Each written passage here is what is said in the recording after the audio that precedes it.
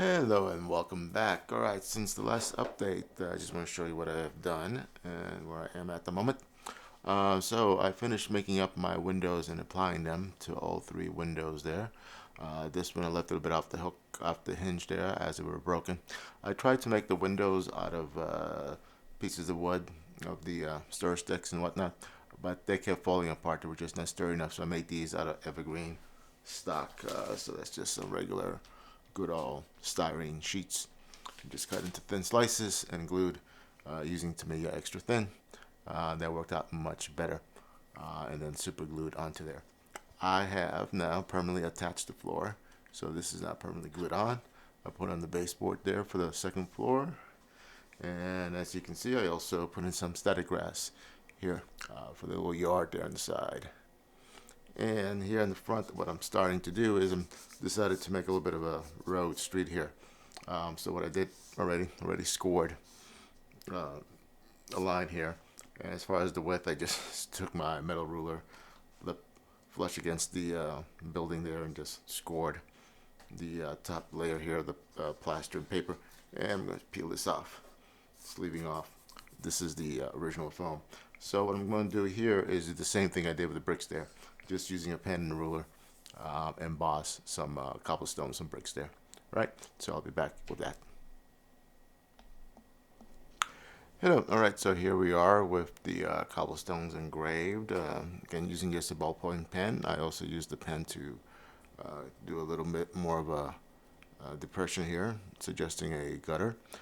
See, I blacked out some of the stones, so they were missing or broken, so forth. As you see, I kind of messed up the spacing when I was drawing up the lines. These are wider, these are narrow. So my story is this is an older section of the road, and this is newer replacement stones.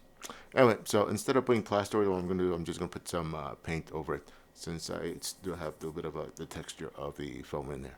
All right, be right back. Hello and welcome back. Here I am. As you see, I've done the brickwork over here in the front for the road, and I also described some lines here for the sidewalk and path here in front of the building. And my next step here is going to do some weathering. Now for the weathering first stage, what I'm going to use is some oil paints. You see I put some various colors there on a piece of cardboard to get some of the linseed oil off, and using a little bit of odorless thinner, terpenoid, in a little cup and a brush, applying the oils.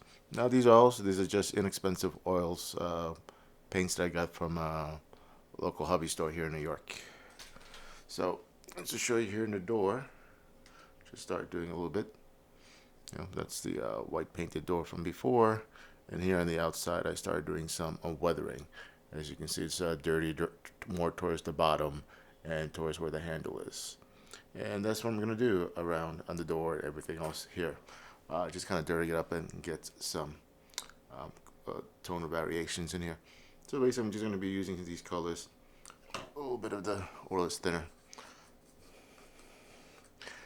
Now since these are acrylic paints, I'm not going to put anything over it. I'm just going to put the oil paints directly on top of it. And I'm just going to apply it, as you see there. A little black, a little bit of browns, burnt umber, raw umber. Let me get in there in some of these, especially since I did the this finish on the wall. Let it get there in some of the nooks and crannies. As I mentioned before, like working with oils, gives you some latitude to work with time. It takes quite a while for them to dry. Anyway, so here you can start seeing some of the effects from here versus where I have not applied it. Anyway, I won't bore you going through the whole thing, so once I finish, I'll be back. Hello, welcome back. Alright, so here I'm done with my oil weathering here. You see, kind of dirty it up, give it a bit more of a used look. Bringing up some of the details, especially the texture there on the wall. The other side of the wall and the inside yellow wall there.